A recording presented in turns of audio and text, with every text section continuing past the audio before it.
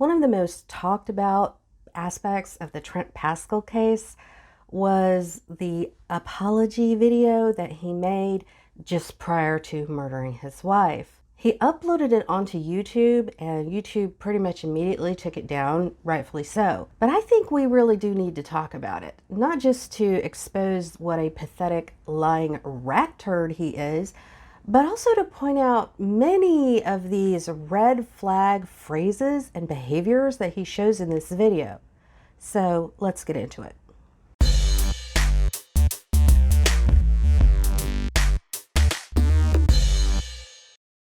First, I want to welcome back all my subscribers. Thank you so much. I really appreciate you spending time with me. And if you're new here, my name is Delaney. I'm a true crime writer and all-around murder nerd. If you enjoy taking deep dives into interesting / horrible cases like this, go ahead and subscribe to my channel. And also, is my hair particularly crazy today? Yes. Is my arm possibly broken? Also yes. So I don't know what to tell you. Deal with it.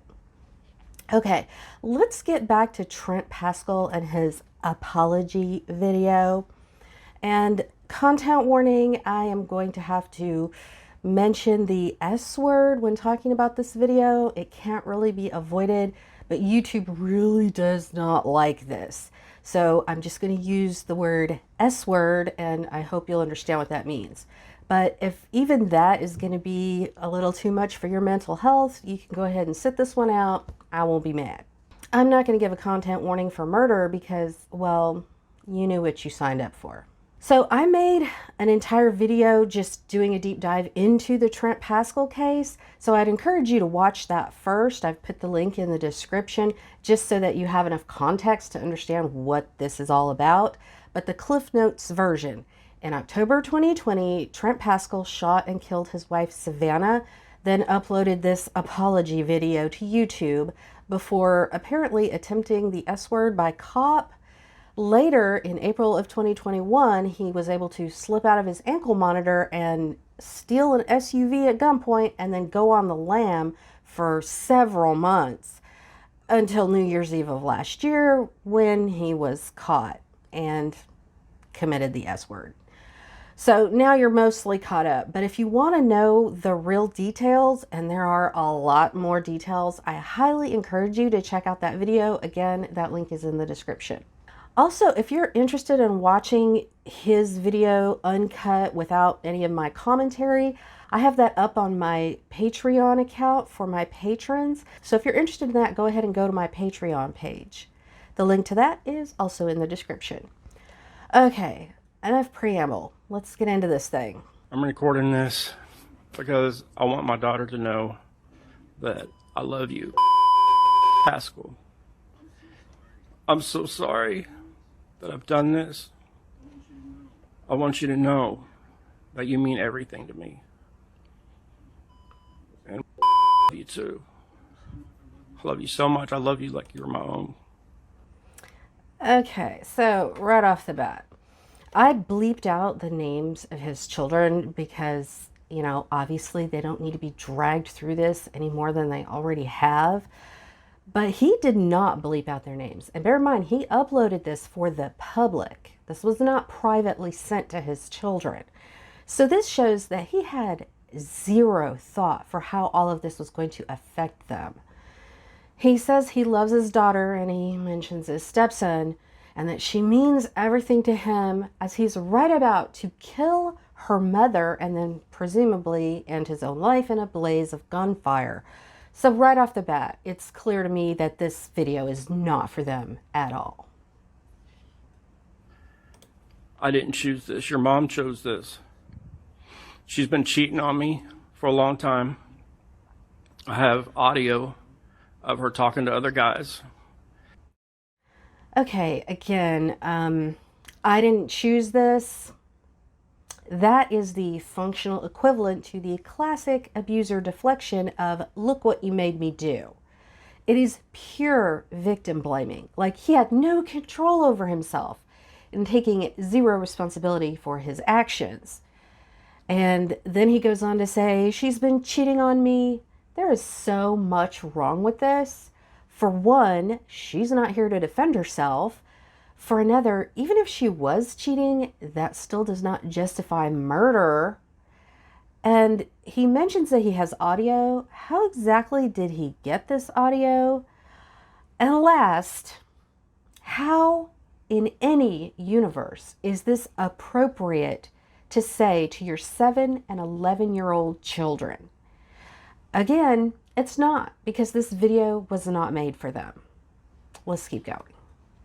I didn't do nothing wrong to her. I didn't do nothing wrong to her. He'll repeat this several times throughout this video. Yeah, he did nothing wrong except constantly get arrested for thieving. And that was the exact reason that she was going to leave him, which he never actually mentions. And again, we don't have Savannah's side of this story.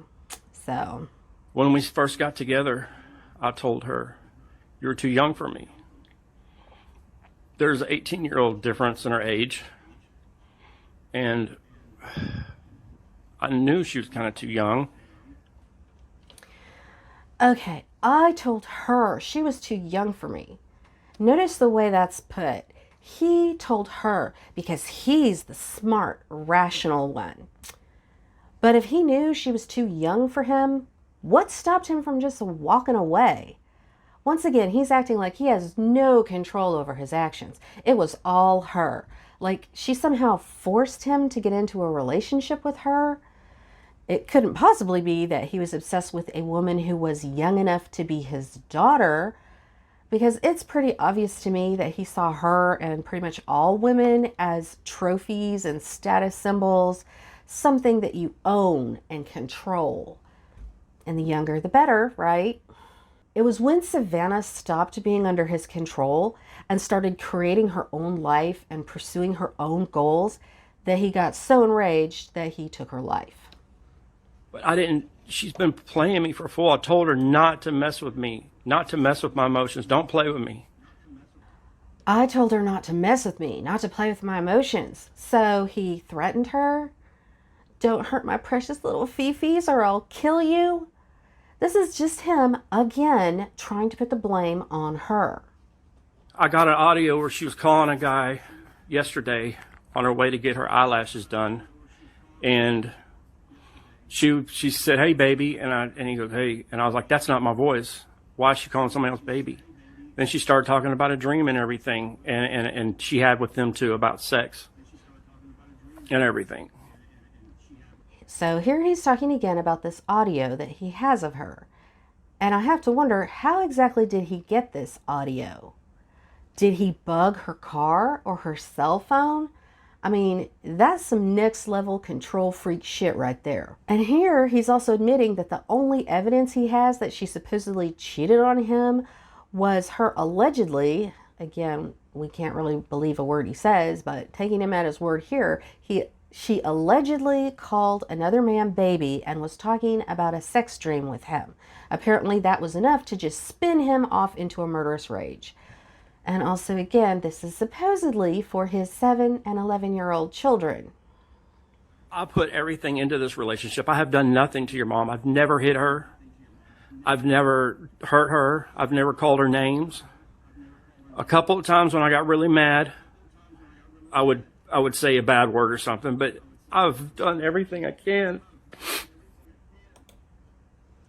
So here he is again defending himself. I never did anything wrong. And of course, Savannah is not here to tell her side of the story. I haven't done anything wrong. I'm like, why me? My hair's a mess and I look horrible. Oh, why me? God, the level of self-pity here is just epic. And notice he's supposedly about to cry, but there are no tears on his face.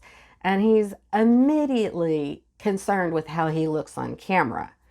Because after all, that's the whole point of this video, is to make himself look good. I love you.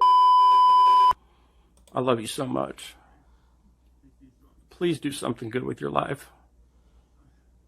Please do something really good, because you deserve a good life. So he's telling his daughter how much he loves her and how she deserves a good life. Well, that's going to be kind of hard for her now that her mother has been murdered. I don't know what else to say. I'm so sorry. I don't have better words right now. Really? I'm hurting so bad.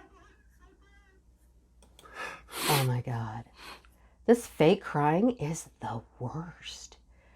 Notice he looks directly into the camera. Like, okay, how do I look? Does it look real? And not a single tear. Notice his nose is not getting red. His eyes are not getting puffy. His face is completely dry, other than, his normal greasiness. But I'm hurting so bad. That is literally a classic abuser trope.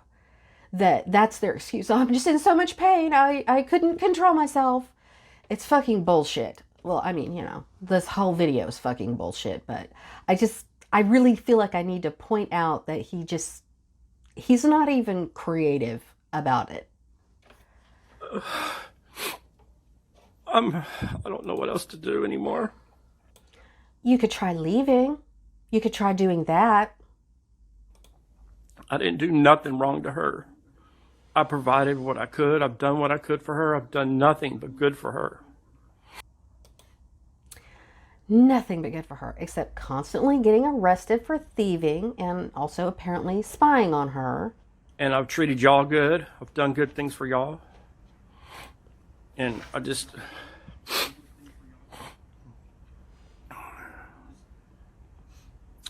don't know what else to say.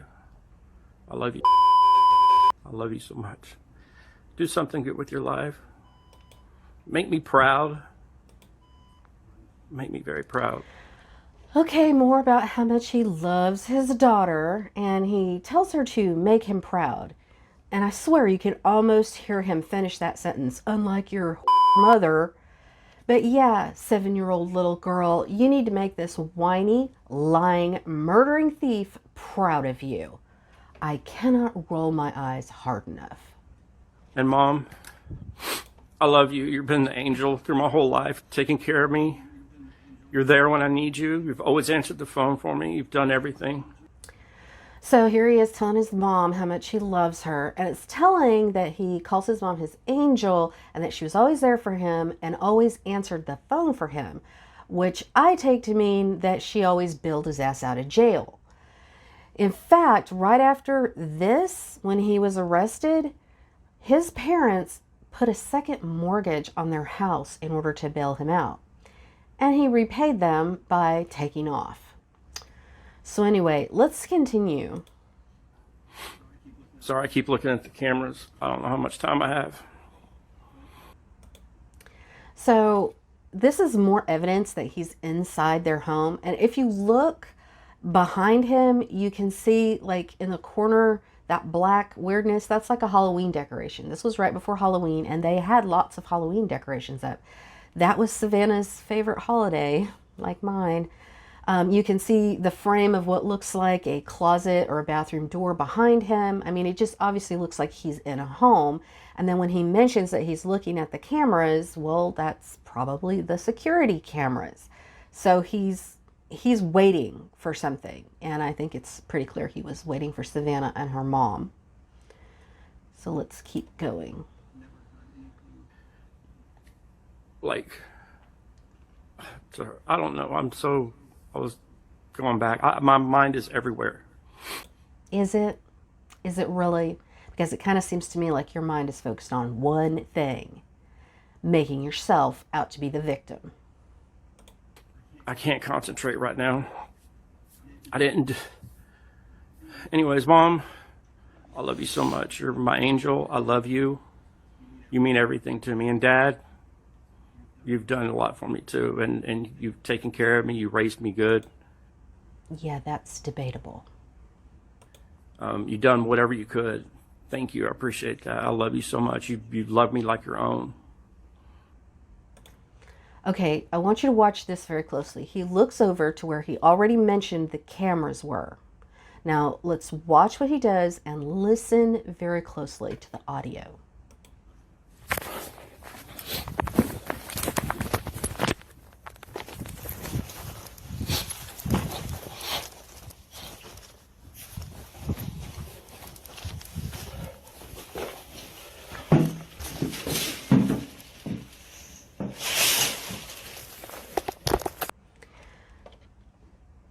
So it's hard to tell exactly what's going on, but it very much looks like he's inside a house and that he's getting up and walking. This was not recorded while he was sitting in his car waiting for the cops to find him. He didn't go, to a gas station bathroom. He's inside a home. He's inside Savannah and her mom's home, obviously. And that sound at the very end, when you kind of hear the boom, boom, it's kind of loud and it sounds like someone who's wearing shoes stepping into a bathtub. And then you hear that sound at the very end. I'm going to replay it here.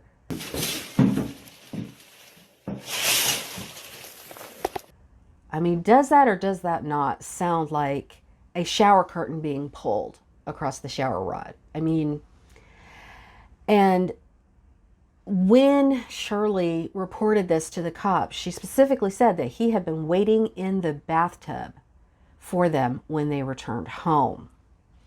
So, I mean, I think it's clear, and I'm not the only person to say this, but it's clear to me that he recorded this as he was in Savannah and Shirley's home, lying in wait to murder them. This entire video was nothing but self-serving gaslighting and victim blaming.